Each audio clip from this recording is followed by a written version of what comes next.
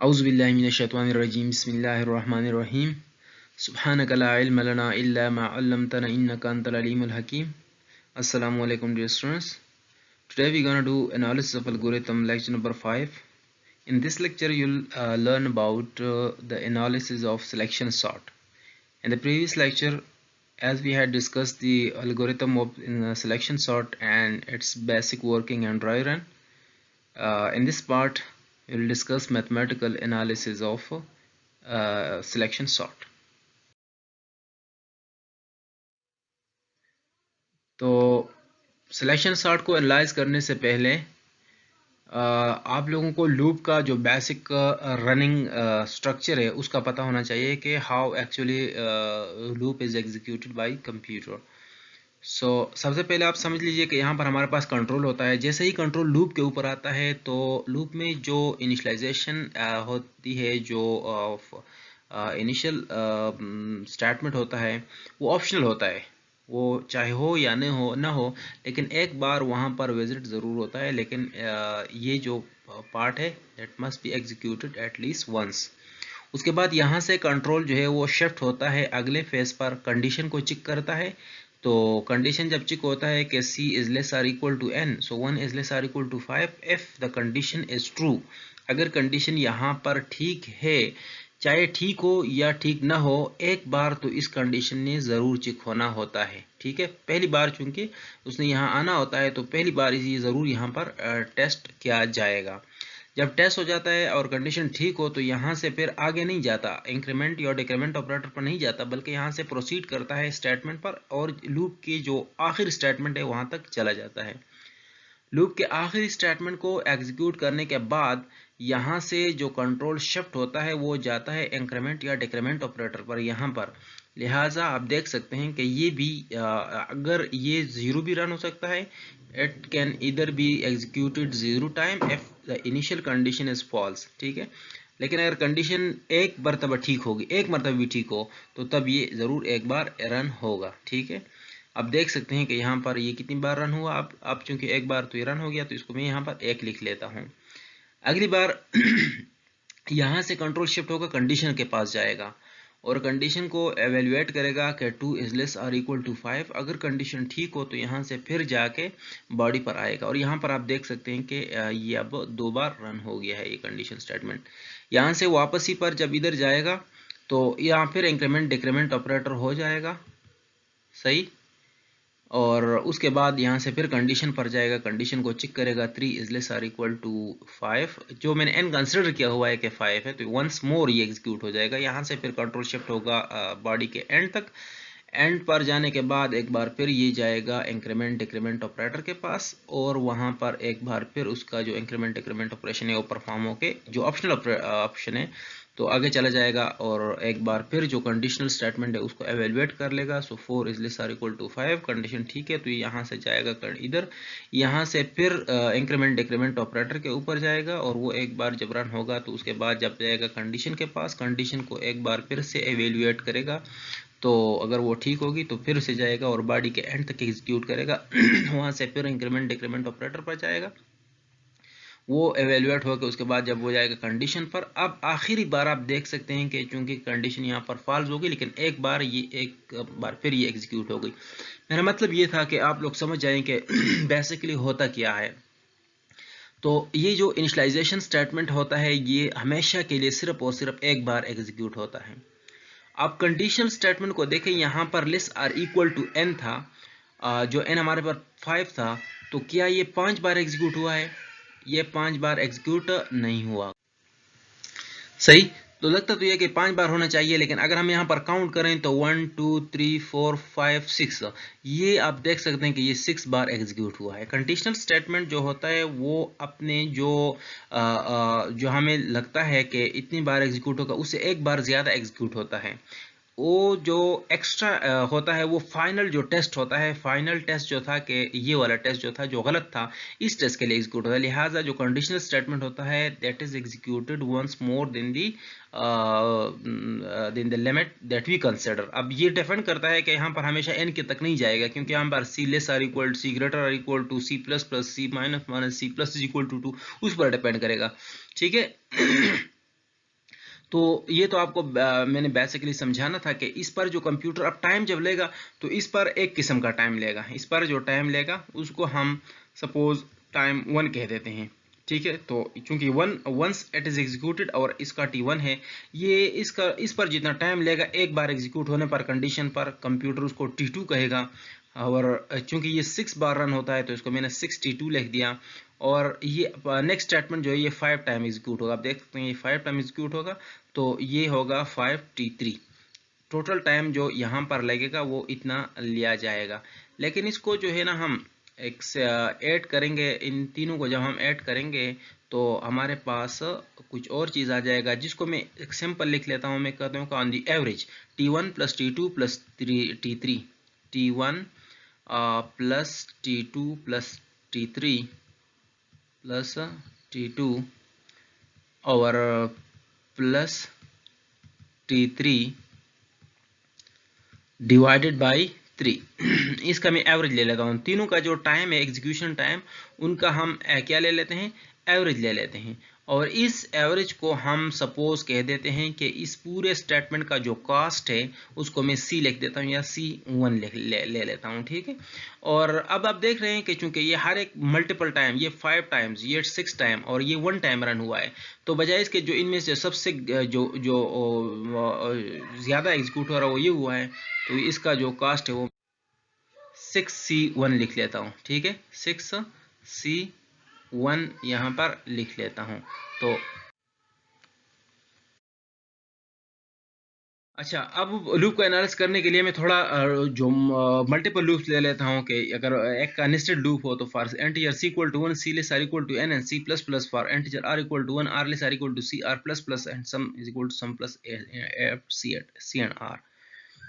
अब देख सकते हैं कि इस फर्स्ट लूप के 3 स्टेटमेंट हैं, integer C equal to 1 C less R equal to N C plus plus. आप इसको देखें तो इनके 3 पार्ट्स हैं, ठीक है। फर्स्ट वाला जो पार्ट है इंटीजर C इक्वल टू 1, ये एक बार चलेगा। C less R equal to N, ये N प्लस 1 बार चलेगा। और C प्लस प्लस ये N बार चलेगा। अब इसका जो टोटल कास्ट हम निकालेंगे तो वो 1 plus N plus 1 plus N हो जाएगा, number of times it will execute, ठीक है।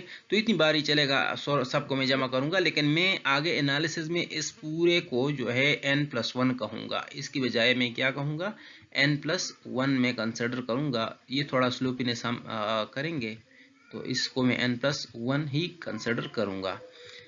Similarly cost of one time execution, अब चूंकि इनकी डिफरेंट कास्ट होगी, फर्स्ट स्टेटमेंट के लिए जो कास्ट होगा वो डिफरेंट होगा, सेकंड स्टेटमेंट का जो कास्ट है वो डिफरेंट होगा, और थर्ड स्टेटमेंट का जो कास्ट है वो डिफरेंट होगा। लेकिन सबको मैंने एवरेज लेके वो C1 कह दिया, जिससे पिछले स्लाइड में आपको बताया था किस तरह हमने इसका एवरेज लेना है, और इनको फिर मल्टीप्लाई कर लेंगे तो टोटल कास्ट हमें मिल जाएगा कि एक स्टेटमेंट का कास्ट कितना था, C1 था, और टोटल कितनी बार ये रन हुआ, इतनी बार ये रन हुआ है। अच्छा,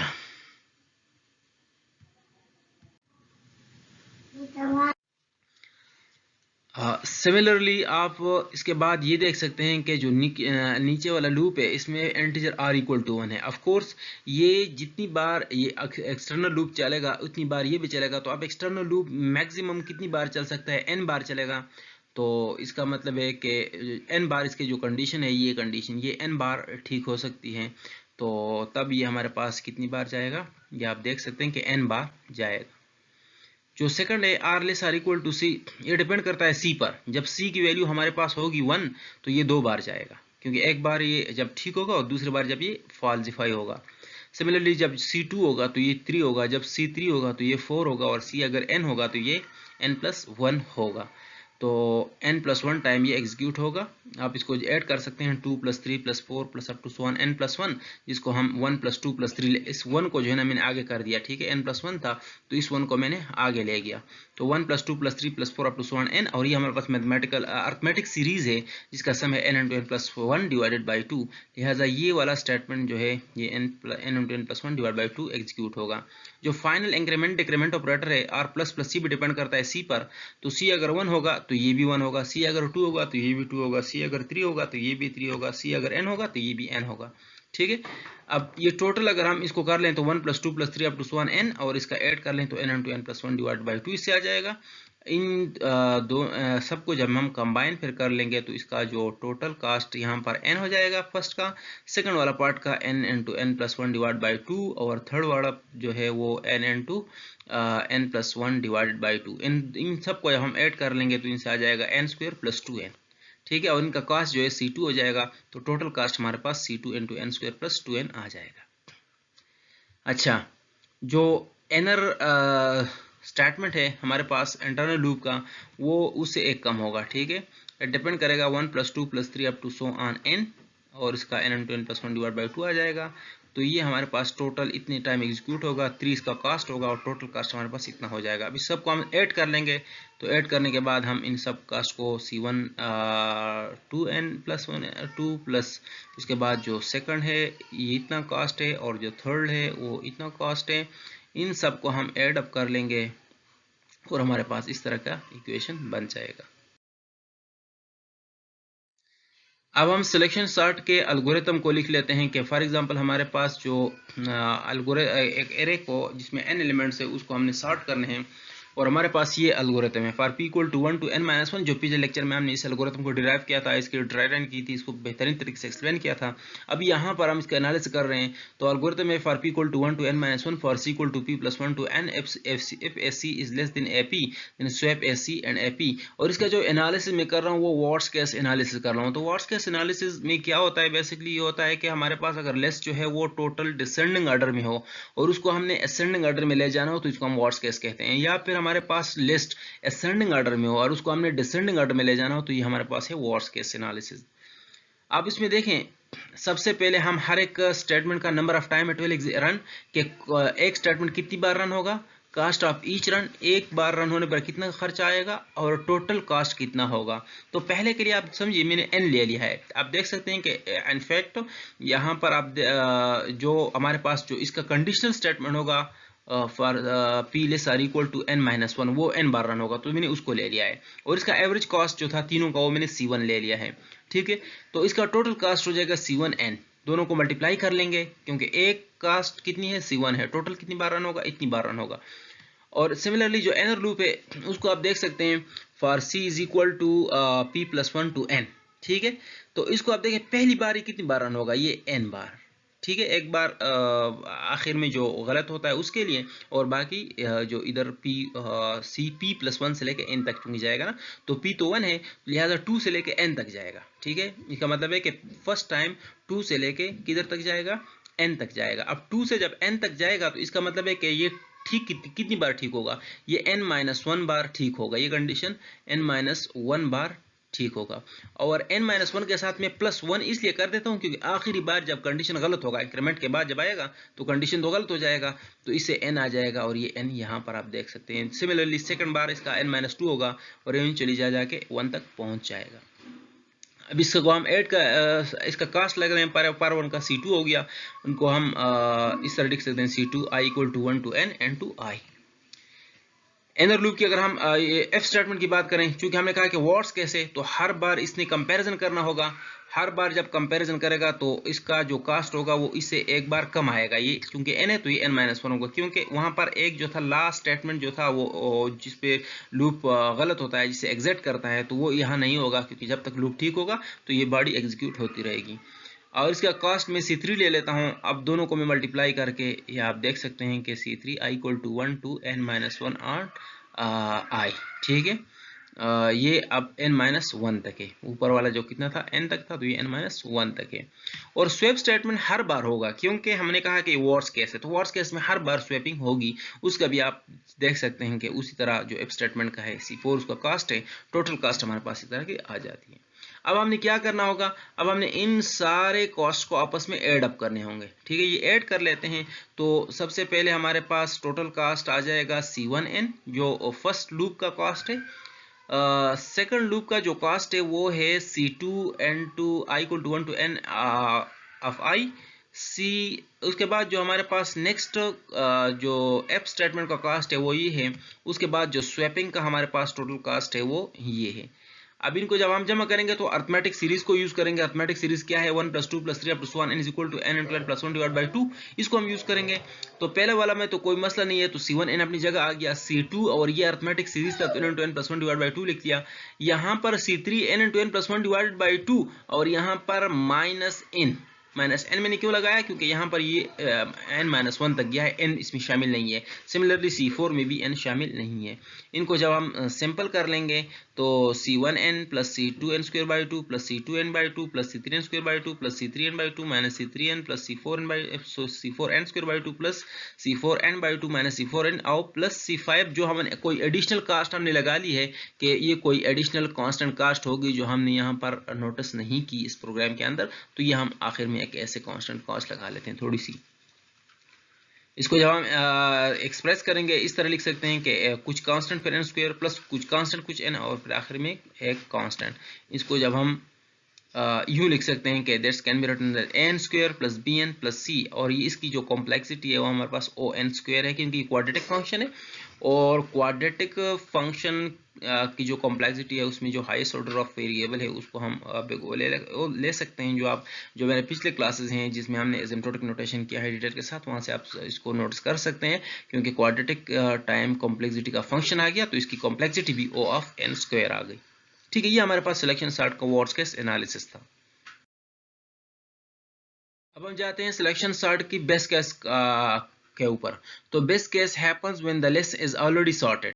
अगर लिस्ट हमारे पास सॉर्टेड होगा तो ये बेस्ट केस कहलाएगा। In such case the if statement in the third step never satisfies and so its body doesn't execute.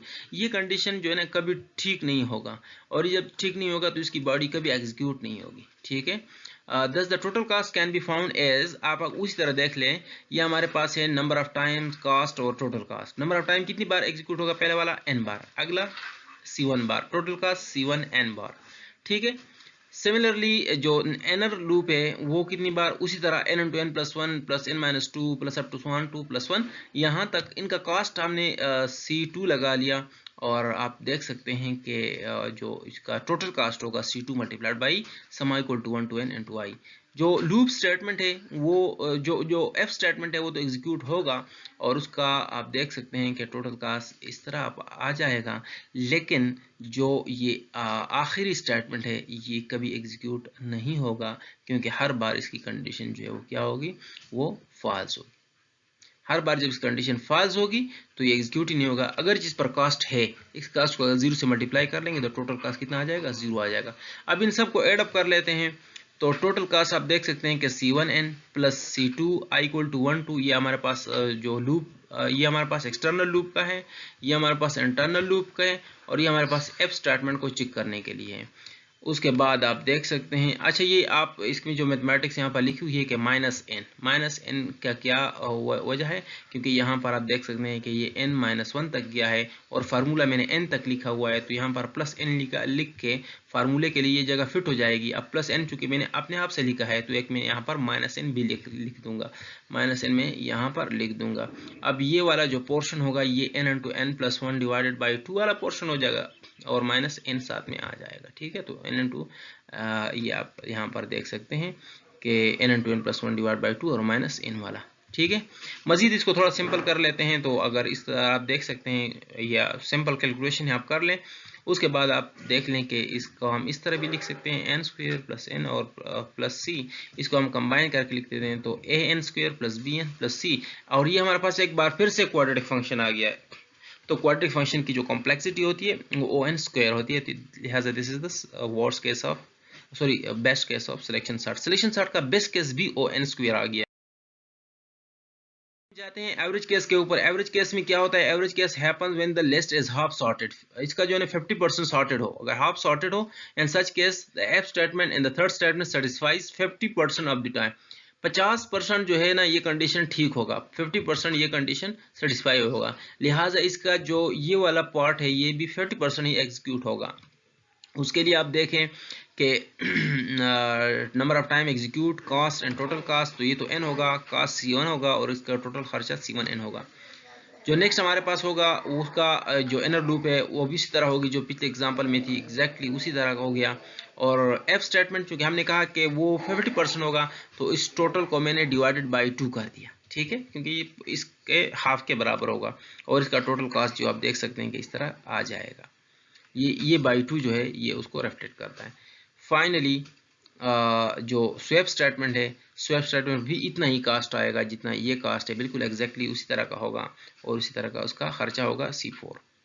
अब इन सब को आप ऐड कर लें, सिर्फ C1n को प्लस उसी तरह जो पिछले स्लाइड में मैंने जमा किया है, तो आपको इसके नतीजे में जो मिलेगा वो मिलेगा an² plus bn plus c on square.